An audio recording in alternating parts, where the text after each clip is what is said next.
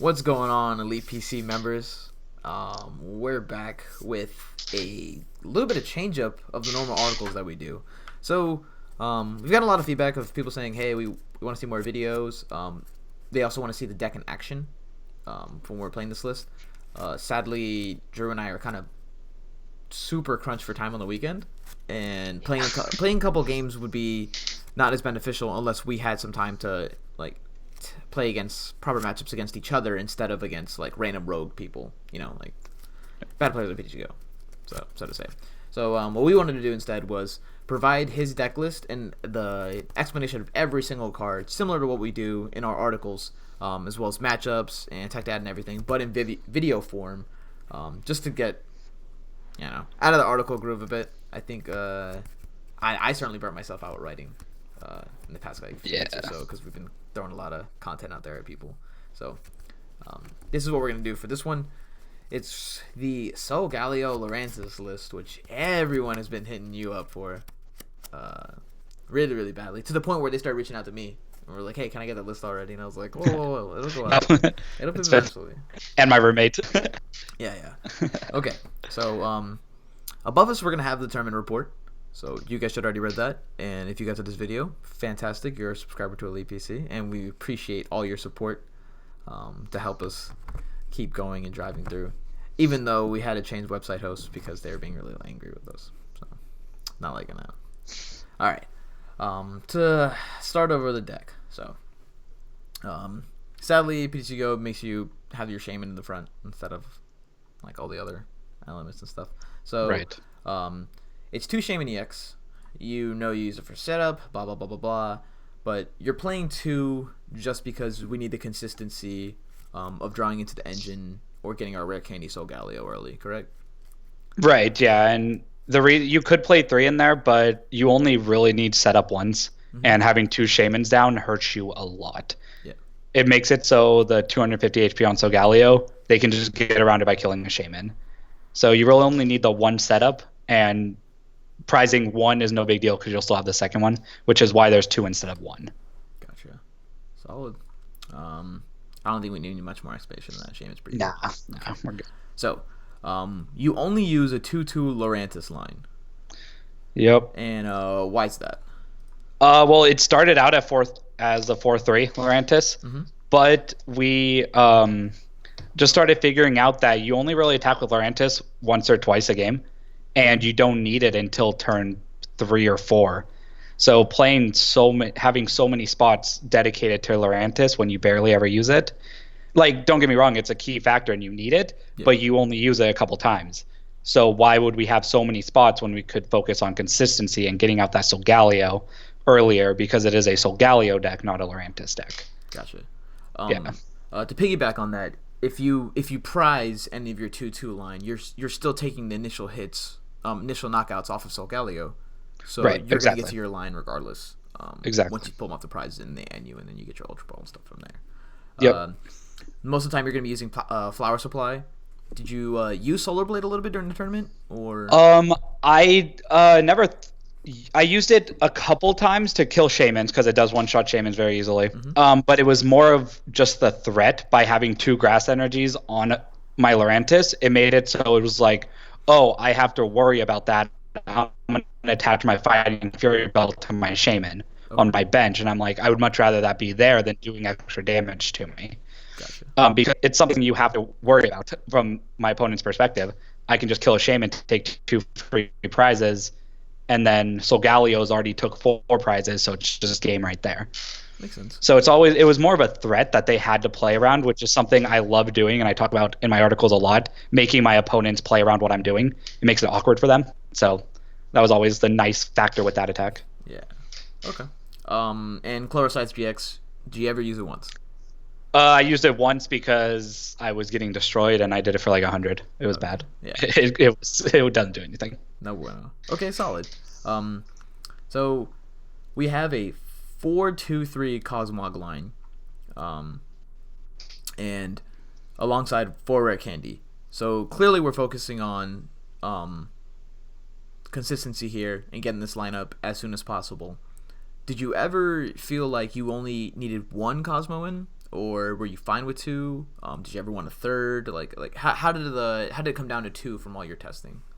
Well, it was one of those things where it was back and forth with the people I was testing with about do we play 2, do we play 1? If we're scared of Vileplume, we'll play the 2 because you obviously won't have your rare candies in those matchups. I was on the side of playing 1 up until the day before the tournament when I decided it was too good to be missing your rare candy Solgaleo turn 2 and being able to evolve 2 Cosmogs into Cosmemes. Okay. Cosmeons, whatever they're called. Yeah. And if you evolve 2 of them, that means you have 2 Solgaleos being threatened the next turn. They have to kill 1 of them, but you still have the 1 Solgaleo set up. So it was too good at 2. 3 I would not play unless your meta is 80% Vileplume, in which case I would take out a rare candy and play a third one. Or not play the deck. Right, or not play this deck. Switch to Volcanion then. But I would definitely keep it at 2. The 4 rare candies, 100% needed. Cosmog's attack, it's actually viable. Mm-hmm. It draws a card. So if you're going second, you just get like 3 Cosmogs out, and then you attach to the active and draw a card. And it helps with consistency a little bit. I know it's only a card, but when that card could be an Ultra Ball, a Trainer's Mail, or a rare candy, you're set. Oh, it's a world of a difference between dead drawing and then it's getting great. Getting it's right beautiful. Into Trainer's Mail to get going. Okay. Right. So finally, we're gonna get to the big man of the deck, which is Solgaleo GX. 250 HP, Ultra Road, which is essentially Keldeo swapping you out, and then you're going for a lot of you turn to ideally Soul Burst GX, and put a bunch of energy on the board.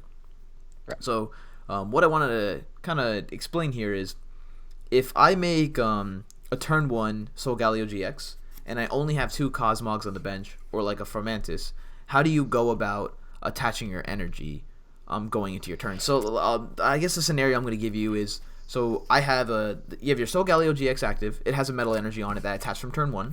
And then on turn 2, I have a grass energy that I put down on a Fermentis, or a grass energy I put down on another Cosmos. So let's say I have one basic baby on the bench with a basic energy. I have active Solgaleo GX, and then 2 other basic babies on the bench. Okay. How would you go out against attaching, let's say, around Turbo Dark, a favorable matchup, something that you're just like, all right, I'm going to run them over. Right. Yeah. Turbo Dark, it actually happened a lot, so it's perfectly bring up this because constantly Turbo Dark's going to be able to kill your Cosmogs on the bench. Mm-hmm. If they have 3 energies, they're going to kill it. Like they always have the Lysander. They play 2. It's just easy for them to do it. So you do have to be really smart with it. I typically would just attach 2 everywhere. So my active one, who already had one on there, I would attach the second metal there. So then all I need to do is attach an energy from my hand to be able to attack. And then I would attach, I only want ever 1 on the Fomantis, 1 grass, so that the Lurantis can power supply. So always have a grass there. Mm-hmm. And then 2 more metals will go onto a Cosmog. And then we'll put the last metal on the third Cosmog. Okay. So that 1 Cosmog has 1, my Solgaleo has 2, and then my other Cosmog has 2, with a Lurantis or a Fomantis having 1.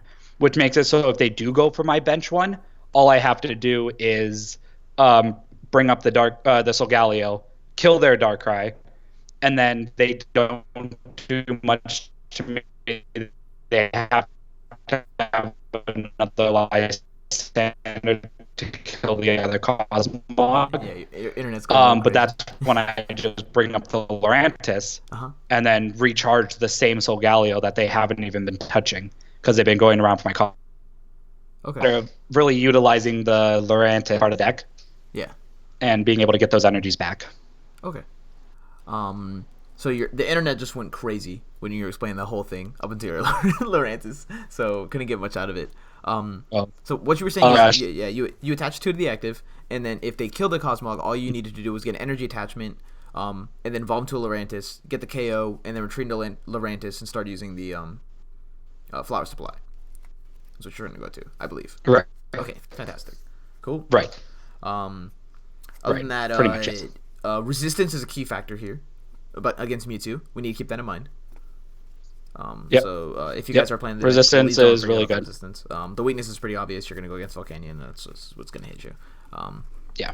3 retreat you don't really care about because you have Ultra Road, and if the unfortunate circumstance you could play against a Garbodor deck, you just play Floatstone on it and play accordingly. Yeah. Right. But a lot of Garb decks decided Garb was bad against me for some reason and just kept discarding them. And that would made it really easy on me. So super juicy. Right. Yeah. So here's where your list kind of strives away from the rest of them. And which is why I think we actually have value in what we're discussing and keep making this like an elite PC kind of thing. You play one Genesect DX and one Glaceon EX. Yep. So the Genesect DX, you don't use it for drive change. I mean, obviously you can throw a Floatstone on it just to get back to right. Like another one. I think I did that like twice, but not the point of it. But the main goal here is you're going to be using it for its Rapid Blaster between 100 and 200 damage, depending on what you want to do with the climate matchup. Why did you include the Genesect in the deck? Because we honestly just scooped to Glaceon. Okay. Without it, and with it, you just auto-win Glaceon. Because they, 3-shot you? You just put 3 metals on there and you one-shot them by discarding none. If they have a free rebel, you just discard 1 and you one-shot Glaceons. So that's the main reason it was in there. But the other reason that I found out it was amazing throughout the day was against decks like Yveltal and Darkrai. It was that Pokemon, that EX, that doesn't discard your energies. So I just hit a Darkrai for 100. Then they aren't able to kill me. So I just hit it again, and I'm able to like trade with a Darkrai with a Genesect instead of discarding all my energies from a Solgaleo. So now I still have my Solgaleo set up while my Genesect takes the he dies. Takes a 2-for-1. Right, exactly. Or so takes the initial lead against the Darkrai. Okay, fantastic. Did it help at all against Vespiquen decks or like these Six Pride? The Six Prize kind of trade decks. That's what I would be seeing more in, because in my eyes I'm like, oh well, you have to use a Sunsteel Strike and you have to use it 6 times. Gets a little ridiculous. So maybe the Genesect was included here for that, but with the explanation behind Glaceon and everything, it seems like that wasn't really the case. Right. Okay, sweet. And finally, you had this super juicy Glaceon EX, which you showed on your post on Hey Fante. So that was pretty sweet. Yeah. Everyone's just like, what is this? Why is that in there? And so forth. Right. Second Bite might be okay behind like a Lurantis attack, but I'm pretty sure you're including this just for the Crystal Ray, right? Yep, it was just for Crystal Ray. That's the main reason I played. I play the 1 water energy. So if either one of those are prized against the matchup I want it sucks, which is what happened to me. It was prized. Oh, no, against what? Against Finn's Vespiquen. Oh. Round 1 of day 2. So. And that could have probably pretty much be a free win if you're able to get that down. Yeah. Okay. Yeah, it really could have been. Sweet. Not much to say about that. Second Bite can help out a little bit. 170 HP, kind of tanky. Right. So getting into the trainers we got here, you have 2 Level Ball. Yep. Purely for consistency. You think 2's fine? You don't need 3? You don't like Nest Ball? It was 3 for the longest time, but we changed it to 2 when we added the second Cosmeme, second Cosmome. Yeah. Level Ball, it's really good. It always gets you your Cosmogs. You want like 3 of them, turn 1. But having 2 is plenty. You still have 6 balls, like that's fine. Yeah, makes sense. Alrighty. 4 Rare Candy. Obviously, included for the line. We need it for consistency. Not much to talk about there. Right. You're playing 2 Super Rod instead of 1. And for some reason, this thing still has it registered as 3. Kind of funny. All right. So only 2 Super Rod. And you're going to be playing them instead of a Karen or instead of 1 just because. Is it like you fall behind early on your Cosmogs, or like your Fomantis is that important, or how do you're a deck that needs all your Pokemon. Like we need all of our Pokemon. If we are Junipering early, having to Ultra Ball a bunch of stuff away, we need those Super Rods late game. If we have to Sycamore our Super Rod away early, we still have that 1 left. Okay. Late game, it was the greatest thing to get back 3 energies into my deck. So my deck was like 8 cards and 3 of them were metal energies. That was always the dream. I was messing around with the 1 Super Rod and the 1 Karen, but I decided Vespiquen wasn't going to be as popular to warrant playing the Karen in there, so I just kept the second super rod. Okay. Sweet. 4 trainers mails. Wow. Yep. Like That is to get the Ultra Balls and Rare Candies. okay. That's what it did. Just pure consistency. I noticed here you didn't play any other tech supporters, so this was just we want rare candy as soon as possible. Trainer mail is gonna make it happen. Yep. Yep. Okay. Good reasoning. 4 Ultra Ball. That's fairly obvious. We have to go over that. 4 VS Seeker, consistency, etc., etc. You had 2 Lysander. Yeah. Right. So same thing. That's standard. Yep. I think of the current format. Like there's not too much to change in there. You just need to take out the problematic Pokemon when you need to. With Sunshine Strike, whenever necessary.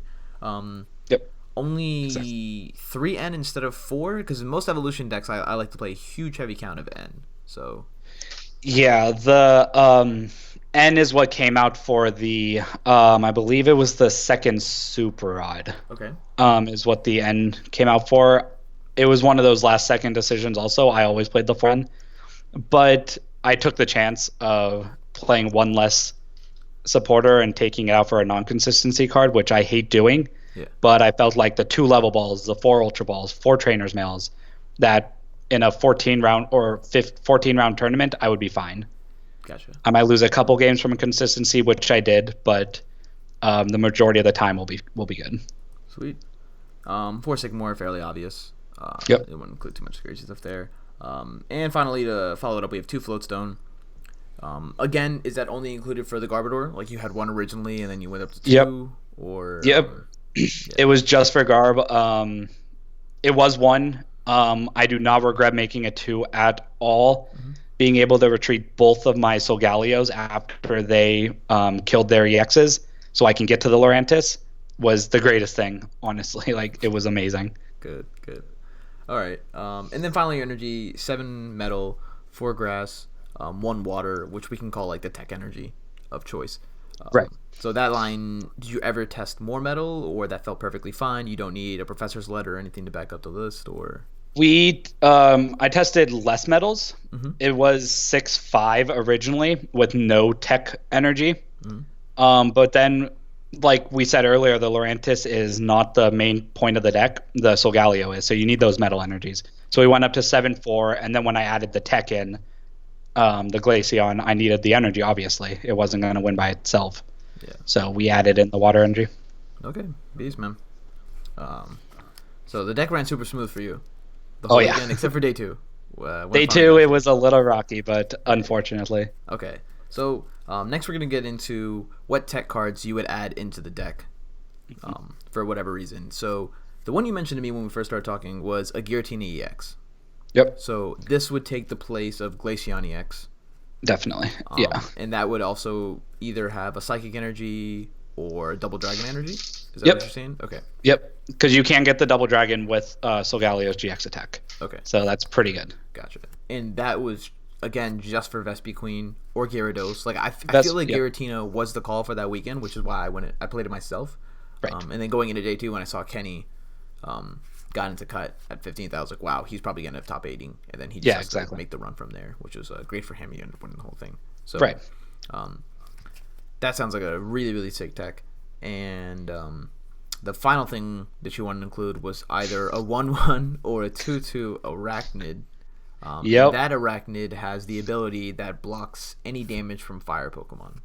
Yep. So that was pure anti Volcania. That was if you love this deck so much that you have to play this deck and you do not want to play anything else, but you know there's going to be Volcanion, you have to play Arachnid.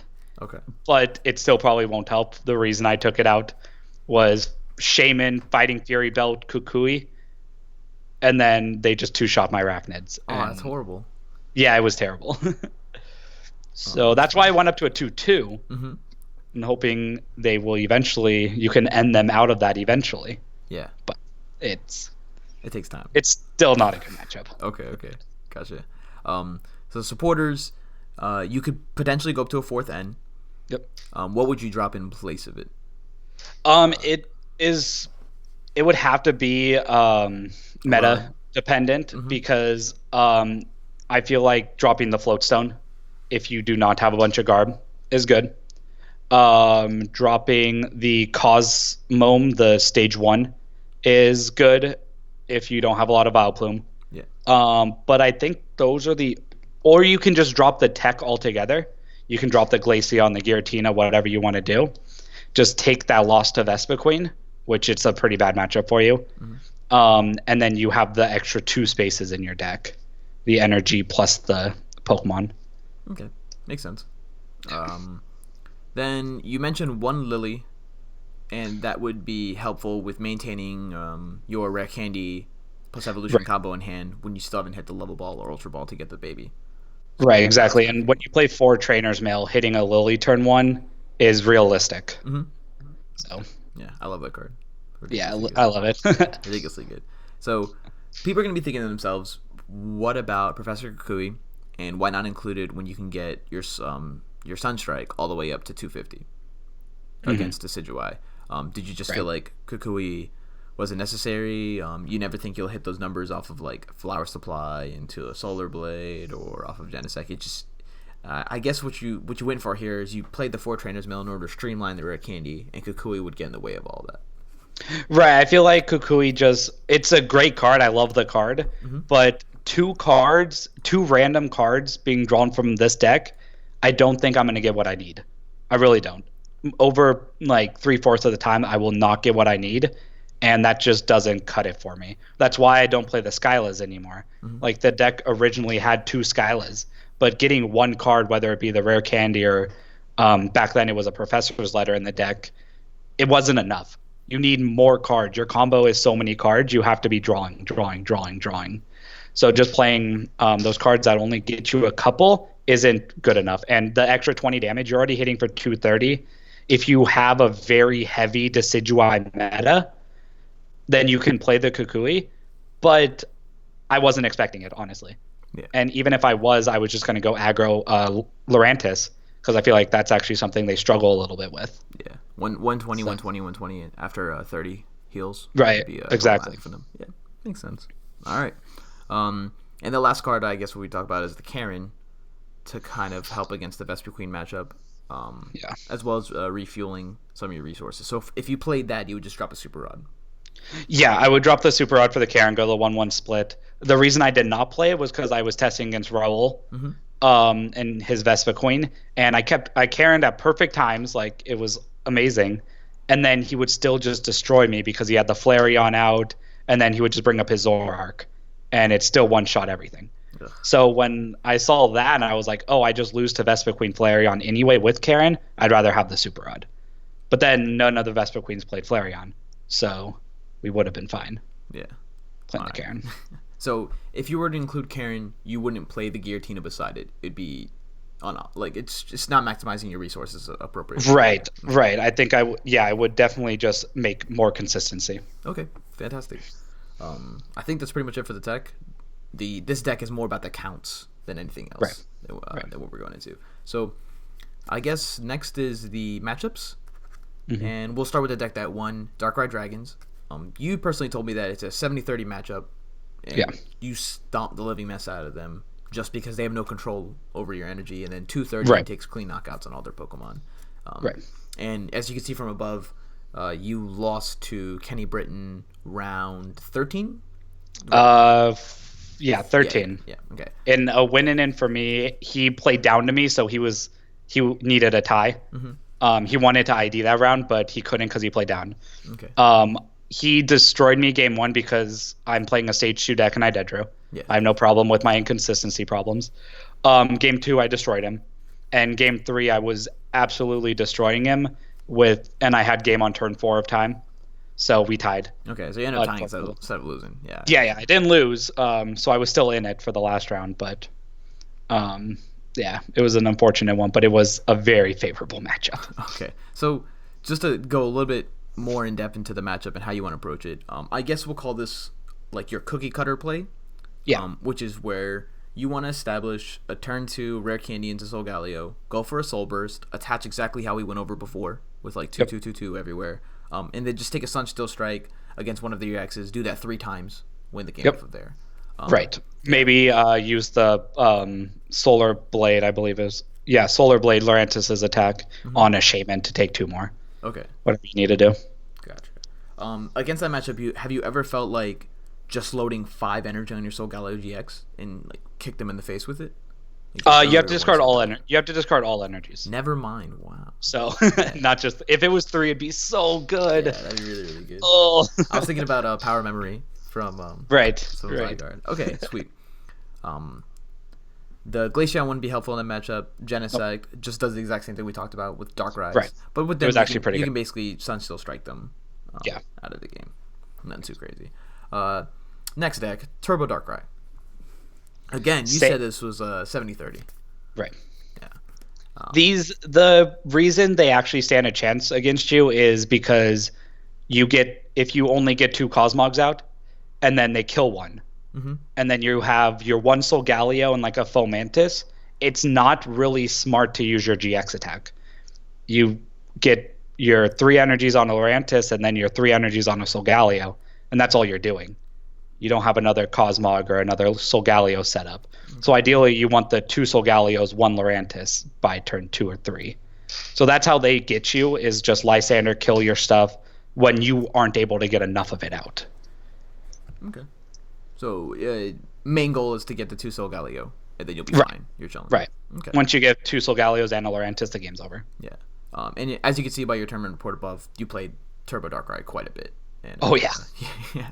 Yeah, I did. Yeah, super easy at that point. Yeah. Let's go into the next matchup. Mewtwo, which is highly favorable. You'd say. Yes, it's more favorable than Turbo Dark. Okay. And that's because of your resistance.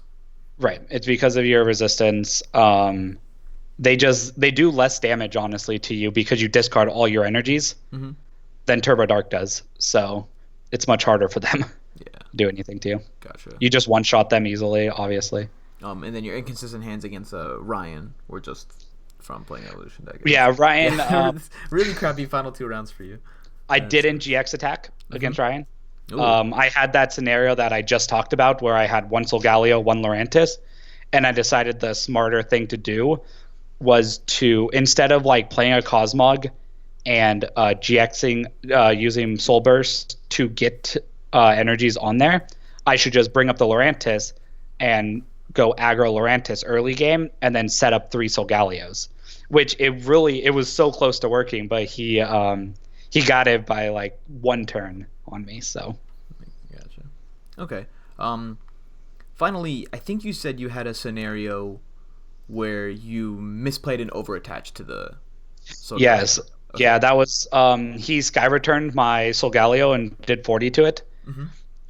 Which I knew it was going to come in handy for him because of my resistance and because of how much HP I have. But I did accidentally attach 3 energies to that Solgaleo instead of 2. And then you retreated to the bench on Voltron? What was and then I retreated to the bench. And then I used my flower supply and I attached 2 energies to that Solgaleo. So now I had 2 charged up, 1 with no damage and 1 with the 40 damage on it. Instead of just having 2 energies on that one, because then he wouldn't have been able to one-shot it. But then he was able to one-shot it and then one-shot my Lurantis the following turn. Tough. So yeah, it was just all I had to do was not attach an energy, and I would have forced him to have another Mega Turbo, which he very well could have had. I think he had one left, but I would have forced him to have it instead of just giving it to him for free. Okay, so you would say like those are the scenarios where, while this deck has a very linear mindset, you can lose the game off of doing that, off of like playing into their win condition by over-attaching. Exactly. Okay, sweet, man. That's something you need to be on the lookout for. Yeah. The next matchup would be Vespiquen, and you said it's a 40-60 them. Yeah. 40 for you guys, 60 for them, and this is even with Glaceon in the deck. Just because there's so much that can go wrong. Yeah.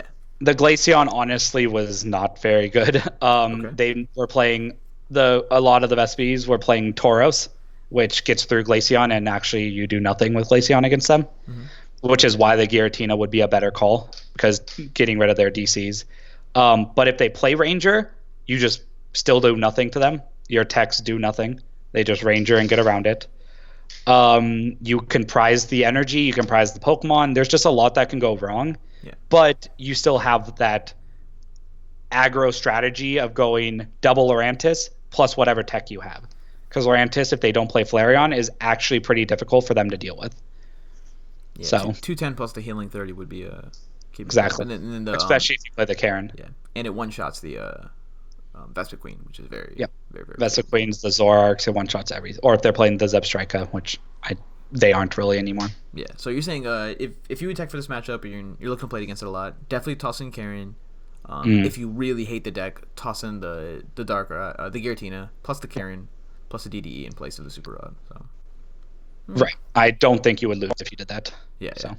Yeah. I think Vespa Queen's getting a lot of popularity. So bringing out those would help a lot.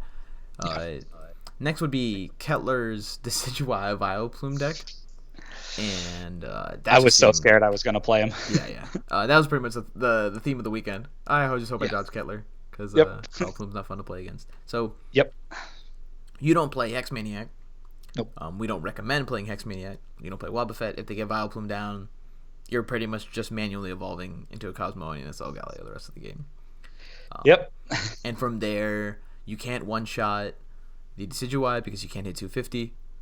Playing Kukui is not ideal for this current list, and they just have so much strength in terms of speed, and then the damage going down to your bench. Like if they get 3 Decidueyes out and you still don't have a Cosmog, you lost because you're gonna 60 it, and then the game ends from there. Yep, pretty much. I guess that matchup's not fun. Yeah, to say your fighting chance would just be using Solar Blade over and over again. Right. Okay. So. Yep, I would say like how I was thinking about approaching that matchup because Kettler and I were in the same bracket for the last couple rounds. Mm-hmm. And I was like, how would I approach this? I would just go aggro Lurantis. It's a stage 1, much easier to get out than Solgaleo. Mm-hmm. And hope that I would be able to set up a Solgaleo eventually and use that to maybe take a prize on a Shaman, or if I can kill the Vileplume, then something like that. Something to take it out. But he had a very thin Vileplume line. Yeah. So right, I figured it was. Targeting it would be not too bad of an idea. Right. All right. The next deck would be Volcanion. Easily 90-10 them. You just hope they dead draw. They dead draw, you stand a chance. But if they don't, you lose. They get like 2 energies, you lose. Yeah. So your personal recommendation, would you even include Arachnid in the deck if you saw like only 1 or 2 Volcanion players playing it at like a 40-man League Cup? No, not at all. I think Volcanion's not that good of a deck in Standard right now, so I just hope they would lose. Okay. Makes sense. They hit everything in here for weakness. There's not much else you can include besides the Arachnid. The Arachnid would make the deck a little bit more inconsistent, and we don't want to see that happen. Right, exactly. Like you already had a consistent list, and you ran to those dead draws and the day 2. Right. Can't have that. I would much rather be able to beat Dark, Mega Mewtwo, Yveltal than Volcanion. Okay. The next deck would be the Yveltal one. So over the weekend we saw Igor, Azul, the ARG guys all play a Yveltal list playing 1 or 2 Tauros. And just kind of go from control that way. How do you think that matchup swings for this deck? Honestly, I think it's a little bit better of a matchup for them than Dark is, but it's still a very good matchup for you. Yeah. The reason they stand a better chance is their damage output is a little bit better towards like the early middle game. Okay. Because Speed Dark, they will almost never be able to one-shot your Solgaleo. But the Yveltal decks, they put so much pressure on you that they might be able to, type thing. Yeah. Not to mention they have a better chance of playing Garb in their decks than the Speed Dark version because Garb hurts us a lot. Yeah. If we can't get our float stones, it's actually really rough because we just let them do whatever they want to do. Yeah, I think people underestimate the strength of Ultra Road a lot in this. Oh, they do. And what it does, yeah. They do. Like Ultra Road is amazing. I used it like 10 times a game minimum. Like that attack or ability was amazing. Really it was good. So good. So I'd say you give the Yveltal 60-40 for us. Like it's still a favorable matchup. It's still still a favorable matchup. Yeah. You should beat them. Same game plan, Sunsteel Strike, Flower Supply. It's really hard to talk about how we should be playing this outside the energy attachments, because it's a very cookie cutter linear idea. It is. That we just want to keep looping over and over again. Right. The list is where it's hard. Like, honestly, this list is, if you have a bad list of this deck, you will not do well. Mm-hmm. All right. So. Gyarados. Jose got 9th with it. Yep. Poor Jose. Shout out to him. But 30-70 for us, 70 for them. And it just seems like a stomp because they have Magma Stadium, which you cannot replace because you don't play a single stadium, nor do you play Delinquent. And they're striking you for 1 energy while you're taking forever to get Soul Burst and everything going. Right. It's not the best matchup. If you play the Giratina, it probably will help a little bit. I haven't tested it, but I would assume it's kind of like Vespiquen. Except for they will probably be able to get their DCs down before you can do anything. Yeah. And then you don't one-shot the Gyarados. So it's kind of just a not good matchup at all. Yeah. I don't expect to see many of Gyarados though. It seems like a very interesting now. It is. But if you had a game plan against them, it's either Glaceon or Giratina. But they both every list should be playing Ranger, so they'll have to deal with you at some point. And then another popular deck that was in there was Mega Rayquaza. I'd say it's a solid 60-40 for this deck. Yeah, definitely. It's definitely in our favor. They can't do 250 unless they have the Kukui. We one-shot them very easily. Yeah. So it's just, we killed their Shaymins easily with Lurantis, stuff like that. Okay. And the final deck, holy crap, there's a lot of decks in Standard. Not as much as Expanded, though. But Tauros, Hammers, let's say with Giratina my list.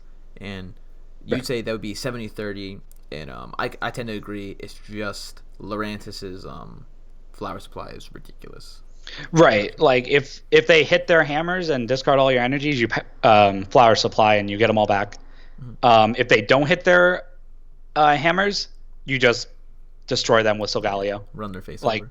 Tauros getting one shot makes that card pretty bad. Yeah. So it does have here's 60. Well, yeah. Right. Yeah, that's pretty much fine. Right, exactly. Do you target down their Garbodor in that matchup for Ultra Road? No. You just take. No, I tend to not focus. I didn't focus on Garb because I played the 2 float stones. Okay. If I played 1 float stone, I would go for Garb, hands down, like first option. Yeah. But because we have the 2 float stones, I just rely on those. Sweet, makes sense. That was all for the matchups, and that was all for the tech. Do you have any last minute advice you'd give to it? Would you ever play this deck again in future Standard tournaments? Especially after now they got put on the map. You did get 14th with it. We saw someone get second place with it at the ARG Circuit Series yesterday, which had 70 Masters in it. So, no, I would consider it. It's still an option for Australia. It's still a scary option because unknown meta, you just lose to Volcanion. Like, it is very scary to take this deck to a tournament. Honestly, I picked it because the night before I was like, all right, we're doing it, hoping for the best. If we win, we win. Yeah. But I think it's an extremely strong deck. I think it's one of the best decks in Standard right now. It's the best anti-meta deck, I guess we can call it, because it does beat all EX decks, all Mega decks. It beats a lot of the GX decks other than the 240, 250 HP ones. But it is a very solid deck choice for right now. Great. I would try messing around with if I did take the Pokemon tech and the energy tech out, I would mess around with some sort of supporter. I mean, not supporter, stadium. Some sort of stadium. Parallel City limiting my bench to 3 hurt a little bit, and Silent Lab early game hurt a little bit. I am pretty reliant on my one setup a game. But you could mess around with something like, I don't know what stadium would actually be the best in here. Maybe, honestly, a Reverse Valley. Reduce the damage they do to Solgaleo. That'd be useful. Which is actually kind of awesome. There was Dark players, I would play the Reverse Valley and say deal extra 10 damage to Solgaleo. I was like, it reduces by 10 too. So it just does nothing. Yeah. That was pretty nice. Dang, that's kind of hilarious. You're like, oh, that was pretty awesome. And you're like, oh, that's fine. Nothing happens. Cool. Great. Um, I think that's it, man. This deck's good. If you played it in expanded, it would just rather have Bronzong, right? Rather than Lurantis like an ability. I'm on the fence about which one I want. Lurantis was really good. I haven't tested expanded for this list. Bronzong seems amazing, but I think you are weaker to certain decks. Yeah. I've personally have been thinking about messing around with this, but adding in like 2 Wobbuffets to get around the Archeops and stuff like that. Okay. It does shut off your Ultra Road, but you still play the 2 Float Stones. Yeah. So. But it's so much. It's so scary to play as an expanded, you know? Oh, it is. Like, there's so much stuff you have to figure out. Yeah. Yeah, exactly. Yeah. All right, man. I think we're good. And once again, thank you all for being Elite PC members and subscribing to us. We really super appreciate the support. Yeah. I mean, it got to the point where you start buying these hoodies and like right. Brand, yes. And all coming out to tournaments. So really appreciate it. Hope you guys like the deck. If you have any questions or any comments, please put them in the article below or in the post. And then Drew and I will get back to them as soon as possible. Yeah. All right. For sure. Thanks for watching, guys. See you later, guys.